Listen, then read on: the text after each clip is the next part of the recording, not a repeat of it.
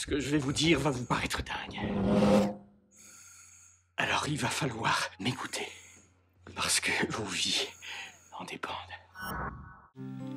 Amis du jour, bonjour. Aujourd'hui, je vais vous parler de Edge of Tomorrow, un jour sans lendemain en québécois, le dernier film de Doug Liman. Et grosse surprise, il est avec Ton casque, tu le mets pas?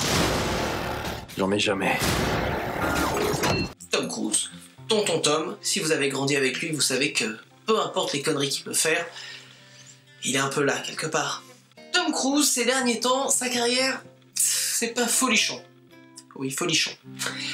Si on se réfère au dernier film qu'il a fait, il y a Valkyrie, un film qui manquait cruellement d'originalité, on va dire. Il y avait aussi Night and Day, alors là je préfère même pas commenter. Rock Forever, que j'ai pas vu, vous m'en direz des nouvelles, ou pas. Et il y a aussi, niveau science-fiction, Oblivion. Oblivion,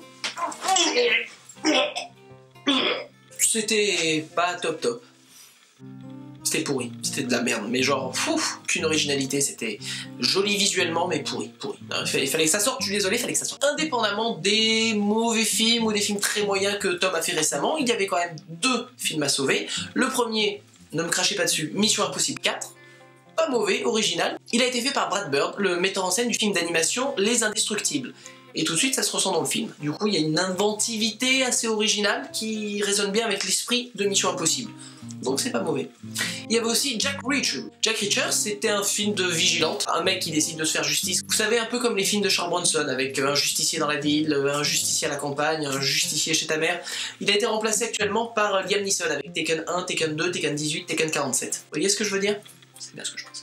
Jack Reacher, c'était sympathique. C'était réalisé par le scénariste de Usual Suspects, qui coécrit le film dont nous allons parler aujourd'hui. Tiré d'un roman japonais, écrit par Hiroshi Sakurazaka.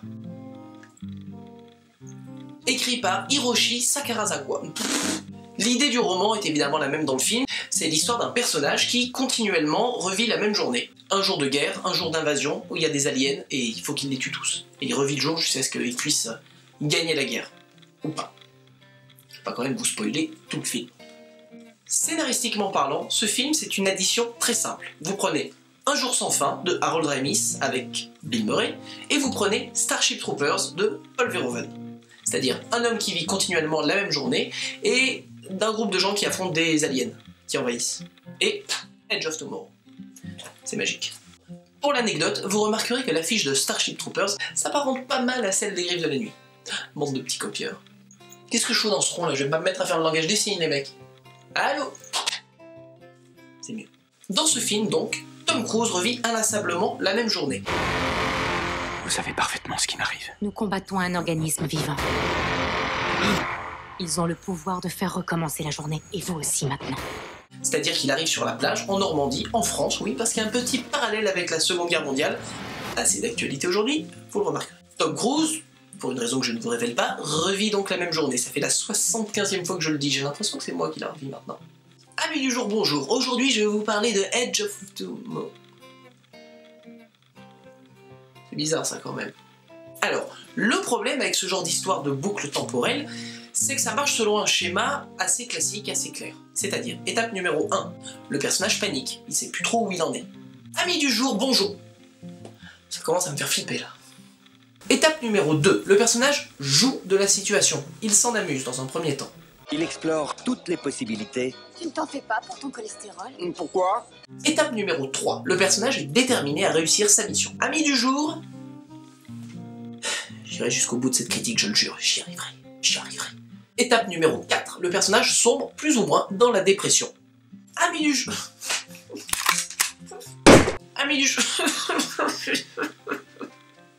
Étape numéro 5, le grand suspense, va-t-il réussir sa mission si mission il y a? Je vais pas vous raconter, évidemment, en fonction des films. Ah, faut les voir.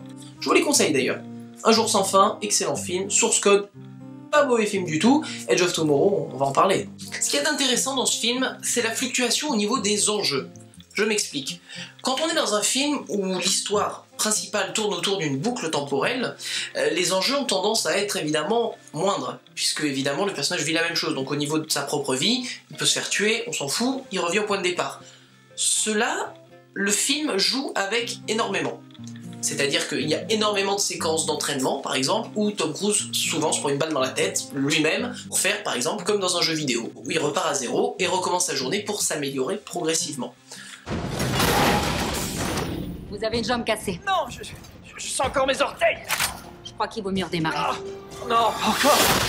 Jusqu'ici, format relativement classique. Il y a certaines séquences où l'enjeu est inversé dans le sens que nous suivons plus sa partenaire de jeu, qui est plus ou moins au courant de l'histoire, Emily Blunt, qui joue la star de l'armée. On va dire, plus ou moins, c'est celle qui est très célèbre pour avoir réussi une grande bataille, et elle va aider Tom Cruise dans sa mission. Le point de vue change à plusieurs moments du film, donc nous sommes par exemple avec Emily Blunt, qui se pose elle-même la question de savoir si Tom Cruise a déjà vécu certains moments qu'ils passent ensemble, ou pas.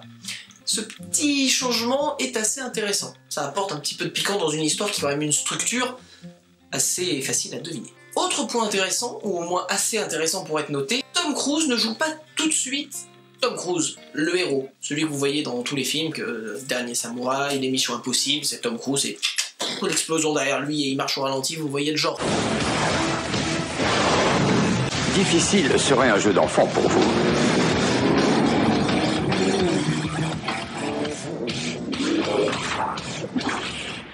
Vous plaisantez?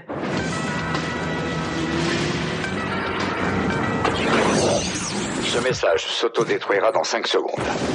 Ici, précisément, Tom Cruise a un vrai personnage. C'est assez rare pour être notifié, tout de même. Le personnage de Tom Cruise est réticent à venir dans l'action, ce qui donne à Tom Cruise l'occasion de jouer un petit peu, au lieu de juste faire le mec qui arrive et c'est le héros. Non, au lieu de ça, il y a une construction du personnage, bon, qui amène évidemment à Tom Cruise, parce qu'il faut pas déconner quand même, au bout d'un moment, il va quand même être là à balancer des coups de gun et... je suis Tom Cruise. Ça arrivera, mais ça arrive quand même d'une manière assez intéressante. Attention, temps mort. Je précise que l'originalité à laquelle je fais référence sur le personnage de Tom Cruise est à l'échelle des films de blockbuster. Je ne parle pas d'un chef-d'œuvre du cinéma, on reste dans l'esprit blockbuster. On est bien d'accord. Donc voir Tom Cruise jouer, c'est quand même un petit peu plus agréable que de le voir dans Oblivion. Ça va aller, une seconde. Ok, c'est bon.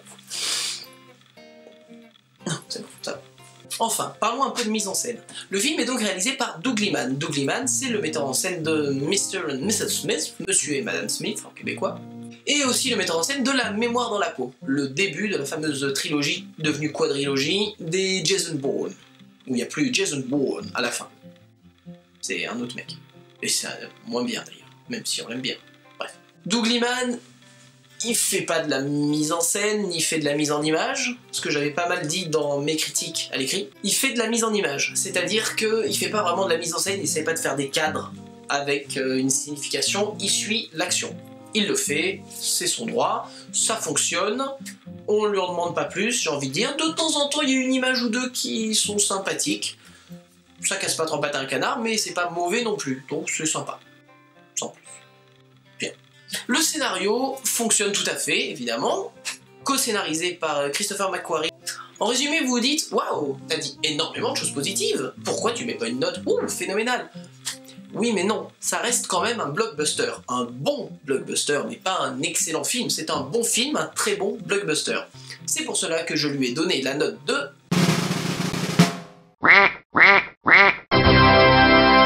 Parce que c'est au-dessus de la moyenne, et c'est même un petit peu mieux pour la bonne et simple raison que pour une fois qu'il y a un blockbuster qui nous prend pas pour un con, qui dans un contexte absolument pas original fait quelque chose qui essaye d'être original, qui au moins, attention, fonctionne, ça devrait être récompensé. Que vous dire d'autre? Un blockbuster qui reste un divertissement dans le sens le plus noble du terme, sans trop vous prendre pour un abruti, et en développant une histoire un tantinet originale dans un marasme de choses absolument pas originales, ça mérite d'être récompensé.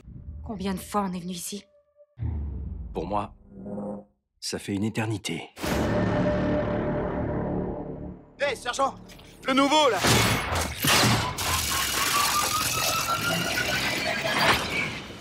Comment il s'appelle, déjà? Je vous le conseille, c'est tout ce que j'avais à dire. À la prochaine fois. Attention, ceci est un test numéro 2. Ça va s'améliorer, je sais, j'ai plus ma télé derrière. Je vais peaufiner, on va faire mieux, je vais peut-être tenter d'autres choses. J'espère que ça vous plaît. Voici le lien si vous voulez joindre ma chaîne. Il y a aussi d'autres vidéos à boire, à manger. Voici aussi mon Tumblr au niveau des critiques. Et voici le lien de ma fanpage Facebook. Ici, j'ai dit. Merci. À la prochaine, allez au cinéma. Amis du jour, bonjour. Non, mais sans déconner là, sans déconner. Non, vas-y, je me casse.